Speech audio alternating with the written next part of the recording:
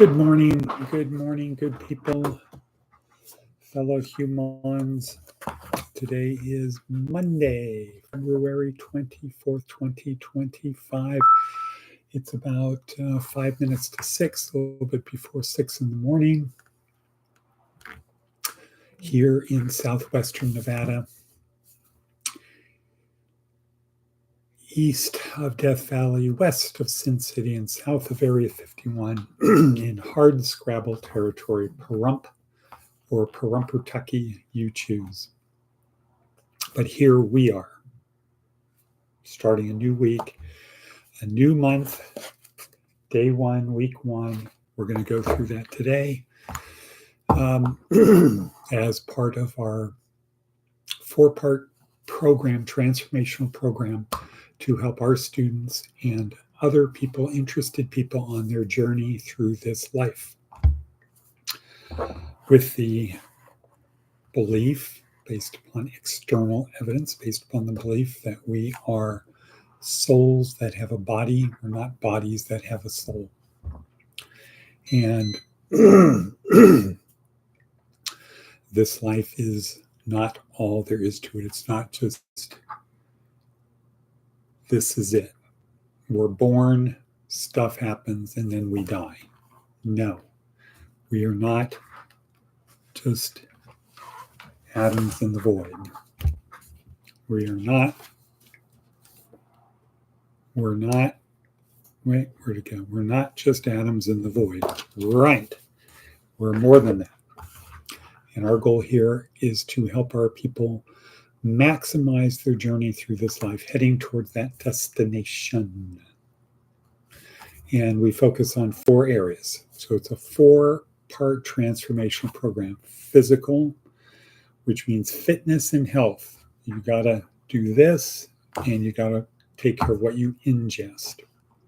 Healthy food, healthy thoughts, etc.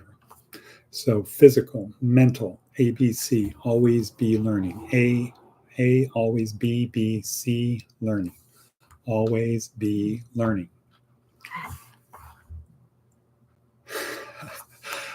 Emotional, 3rd stage, emotional. And the basic idea is if you can't control your emotions, don't worry, somebody else will, and they'll probably take you out of the game. 99.9% of the misfortunes that people have is somebody else controlled their emotions. So they either did something they regretted or they didn't do something that they regretted. They said something, they did something, and that tain't good. That tain't good, as they say in Mississippi. That tain't good. And then number 4, spiritual. Spiritual. What happens next? We're not just atoms in the void. We are souls that have bodies. And the preponderance of the evidence is that, not using the Bible to prove it's true. Okay, so if you try to use the Bible to prove it's true, you're already going down. Another quote from Glengarry Glen Ross. Okay. So our theme of today is day 1, week 1, or week 1, day 1, in our neuroscience-oriented approach to success. So the students, all students should have this. If you don't have it, send me an email, or you can go on to Amazon and order it yourself. The best investment you can make. Okay, what else we got on our hit parade? Let's look at the daily worksheet. So the daily worksheet is for students who are really serious. It's about 4 hours a day of going through this, and I can promise you, if you go through it in good faith every day, your life will improve by far. Let's see what's going on there.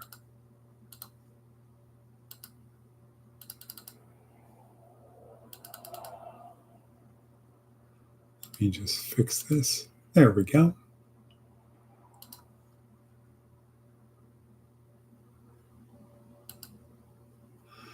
There we go. Okay. Brain Smart program. Right. That's day 1, week 1.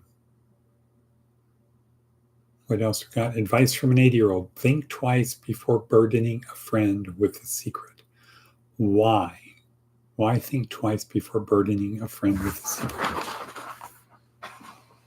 And what is the key word there? The key word is burdening. Right. Because that's what secrets are. They're a burden. Think twice before doing it. Let's see. Seth Godin. Your project is important, but that's not why it's your project. Lots of things are important. Countless problems need to be solved. People need to be connected. A living needs to be made. Right. That's our story of our life. Lots of things are important. Countless problems need to be solved. People need to be connected. A living needs to be made. But this work you're doing now, the work you're doing instead of everything else, is your project. When we talk about whether this is the project for you, we're not demeaning its importance or questioning whether it needs to be done. Instead, we're discussing whether you're the one to do it, whether it serves your particular needs and skills and assets. Priorities must be set, no matter how important each option might be. We choose a project because our assessment of the situation leads us to believe our effort might pay off.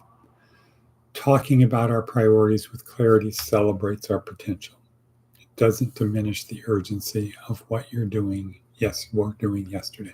All right, so this would be a thing to have a group chat about, to sit around over dinner and say, okay, guys, let's talk about this. But let's move on to that. Okay, where are we for time? Time. It's such a runic rhyme. 7 minutes and 20 seconds in. Okay, day 1, week 1. Day 1, week 1. So in the book,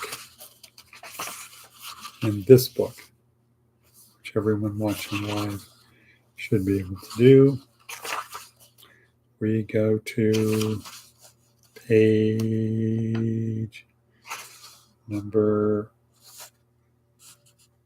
15, week 1, introduction and overview. Right. And then page 19 is week 1, day 1, neuroplasticity.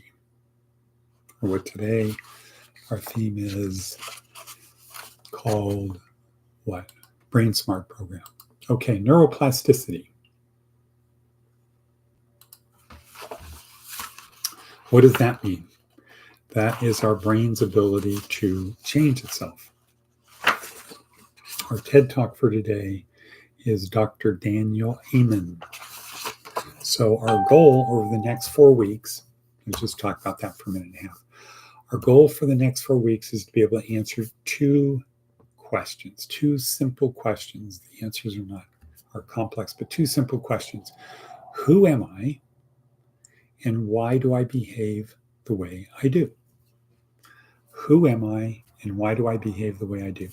So these are not like internal, who am I? It's who am I? Okay. And we're going to learn some of the simple things are, I am just, I'm just the result of my self-beliefs. I am who I believe I am. That's it. If you believe you're as dirty rags, if you're worthless, if that is what your belief is, life is going to be tough. If on the other hand, you're like my mother, and my mother was, and you actually believe you are Cleopatra reincarnated. Nobody else did. But she actually believed it. If you believe that, you will move through life in a certain way. Of having high expectations of people towards you, to serve you, etc. We are nothing more than our self-beliefs. Our self-image is made up of nothing but our self-beliefs.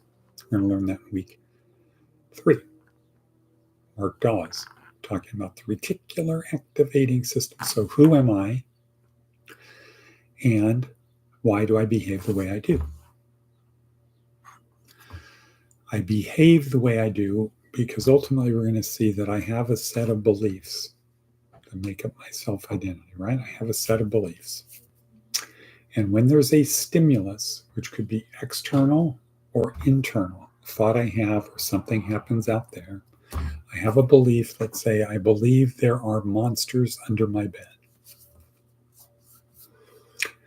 That is my belief. And there's an external stimulus. I hear a sound under my bed at night.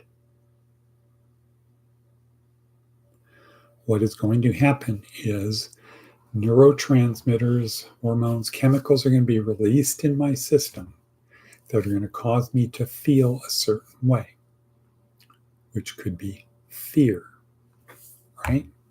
Fear.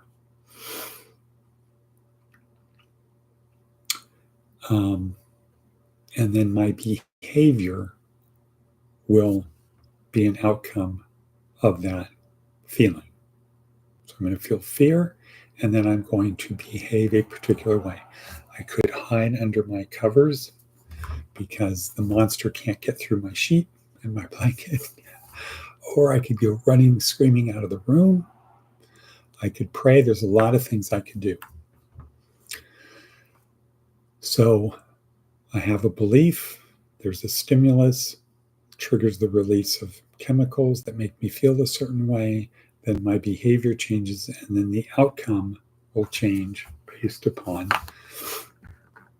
my behavior. So if I grab a crucifix or a cross and I pray, God, God, God, and nothing happens, meaning the monster doesn't kill me, the monster doesn't come out, kill me, what is then the outcome? The outcome is I feel better, and that reinforces my belief.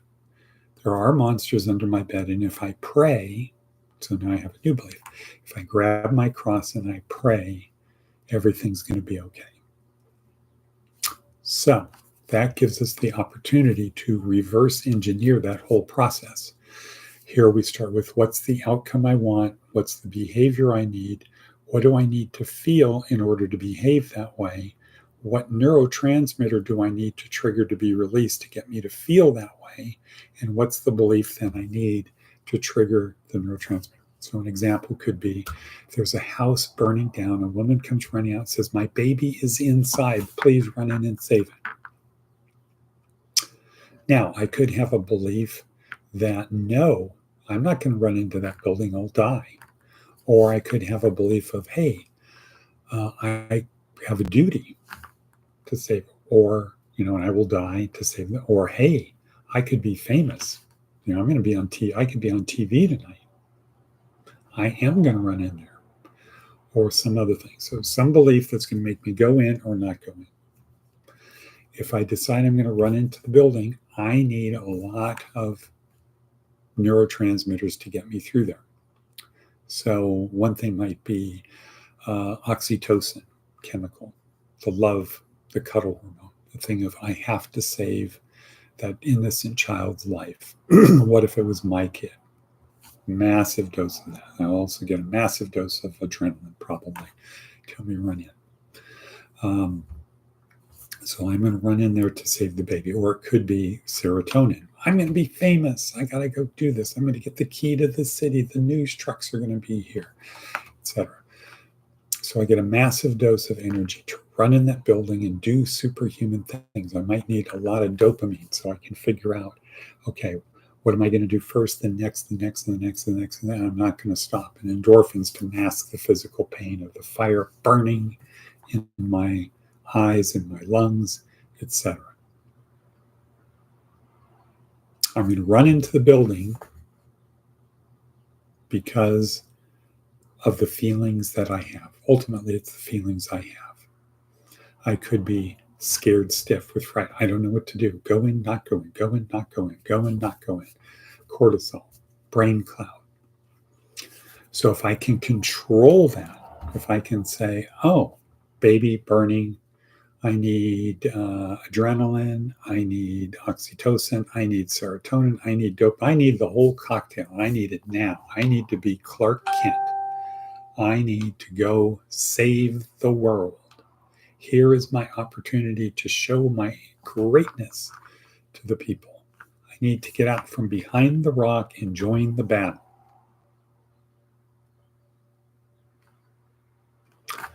You will run into that building. If your belief is your face is going to melt off, half your face is going to melt off, your 5 kids aren't going to have a father, or they're going to be afraid of you, you're not going to run into the building. It's really that simple. We're going to go in or not in based upon our feelings, based upon our beliefs. So over this 4 weeks, our focus is going to be to learn how to release the neurotransmitters to get us to the outcome we want. So we're going to focus on what's the outcome I need, what's the behavior I need to do, what do I need to feel to do that behavior, and what do I need to do to trigger the release of the neurotransmitters I need, what is the belief to do that? Because you can't, well, I guess you could say, here's how it feels when I release serotonin. I feel courage. Bring on the courage, man. Bring on the courage. You could do that, or you could imagine or remember a movie of firefighters running into a building, or army heroes, or things like that. So over this next 4 weeks, we're going to answer 4 questions. This week is introduction and orientation, overview. What are we doing? Today is about our brain. And what we learned from Dr. Amen today about our brain is that our brain can easily be damaged, but it can be repaired. Our brain can be damaged, and there's 5 main ways he talks about damaging our brain. Traumatic brain injury. So you ask yourself, have you ever been knocked out? Traumatic brain injury. Alcohol. A lot of our people have brain damage from alcohol. Drugs. Most of our people have brain damage from drugs. Then we have something growing on the brain, cyst, tumor, or a disease in our brain. So it's clogging up our brain. Our brain isn't working properly because there is a disease in there. So those are the 5 main ways that our brain can be damaged. And Dr. Amen describes the consistency of the brain like soft butter. It's not really hard. You can go in there, scramble it up. In fact, the Egyptians used to take the brain out of the head by up through the nose. So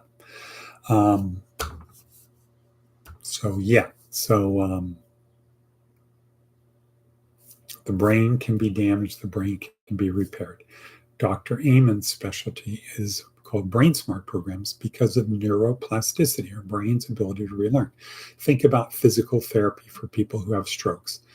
They're not training the muscles, they're training the brain to get the muscles to work. You're relearning to walk. Okay, the muscles didn't get damaged. The brain got damaged. You had a stroke, so your brain can't get the body to do what it needs to do, so you need physical therapy. Now, yeah, there is physical therapy where you just have to learn to use your fingers because your hand got crushed, but that's not the kind that Dr. Amen is talking about. What we're talking about here. So the brain can be damaged, the brain can be repaired. And Dr. Amen gives examples at the end about brain smart programs that he did.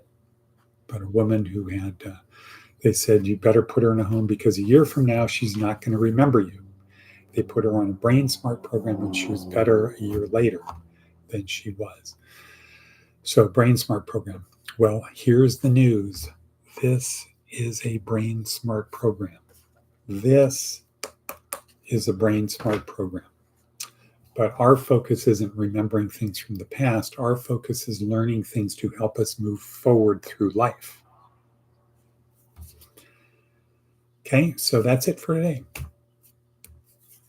Brain can be damaged, brain can be repaired, brain smart program. This is a brain smart program. All right, and cut.